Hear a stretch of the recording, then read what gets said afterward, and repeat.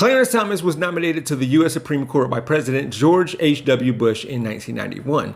He was confirmed by the Senate in a 52-48 vote, and on October 18, 1991, in a ceremony on the South Lawn of the White House, Judge Clarence Thomas was sworn in as an Associate Justice of the Supreme Court of the United States. Now, this was history for many reasons, one being, of course, that it was the first time that a black man could do billionaire stuff without being a billionaire themselves. According to ProPublica, for more than 2 decades, records and interviews show Clarence Thomas has accepted luxury trips virtually every year from Dallas billionaire Harlan Crow, a real estate magnate and conservative megadonor, without disclosing them. Thomas has vacationed on Crow's super yacht around the globe, flown on Crow's jet, and typically spends about a week every summer at Crow's private resort in the Adirondacks. I'm so heaped in the middle class, I don't even know what or where that is.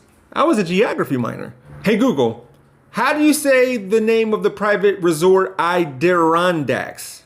These trips appeared nowhere on Thomas's financial disclosures. His failure to report the flights appears to violate a law passed after Watergate that requires justices and other federal officials to disclose most gifts. He also should have disclosed his trips on the yachts. More on this later. I want to thank you for joining us this evening. And I think, I'm sure you and all of us want to join thank Harlan Crow and his family for making this wonderful facility available to us.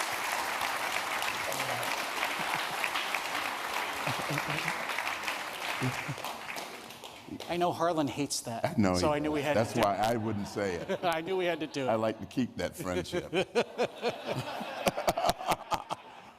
You should know that, according to Crow, Justice Thomas, quote, never asked for any of this hospitality, and that what he does to and for Clarence is, quote, no different from the hospitality we have extended to our many other dear friends, which, reportedly, may include U.S. Senators Joe Manchin and Kristen Sinema.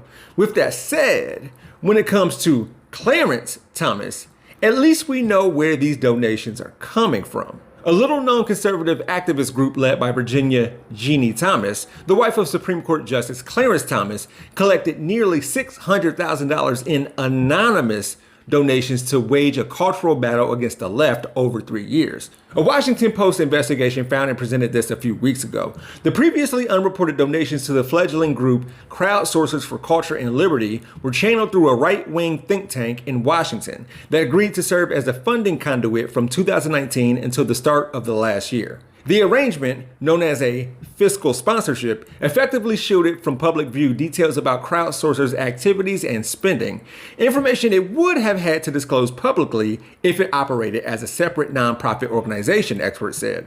This article followed the paper trail through back channels of donors, nonprofit organizations, activism, charity work, interest groups, political action committees, and think tanks. I won't go into detail here. I don't even know if I can. But I will say, or ask, what the average American is getting from this group battling cultural Marxism. Culture war messaging from the far right? This is your first book. It must be pretty exciting to have your first book out, but it's a bit of a candle in darkening times you've lit for us.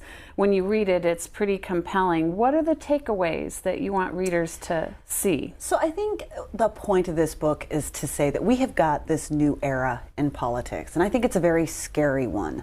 And it's one that, weirdly, you can't always do this in politics. You can actually trace it to a date. And I would make that date January 21st, 2010. And that was when the Supreme Court issued its Citizens United ruling. Now, if you listen to a lot of people, especially Democrats, they'll say that that was a terrible, terrible day because it let all kinds of special money and influence back into elections. I would argue it was a very scary day for a different reason. Not anything to do with dark money or more money. More money is good for speech. In front of people, while Justice Thomas claims, quote, I prefer the RV parks, I prefer Walmart parking lots to the beaches and things like that. This could still be true, but behind the scenes, he's hanging out with people who can, buy beaches. However, at least he said it. The LA Times reported about Justice Thomas's gifts 20 years ago. They say he refused to comment on the article, but it had an impact. Thomas appears to have continued accepting free trips from his wealthy friend, but he stopped disclosing them. Makes you wonder why. Led by Democrats, new rules, regulations, protocols, and procedures, along with a code of ethics, should be on the way. Look, It's clear that both Clarence and Ginni Thomas are getting something tangible from who they associate with. But I can't help but wonder what those people are getting in return. Meet Xavier DeRusso. According to him, he used to be a BLM activist, and he'll have you believe that he earned his job as a PragerU personality.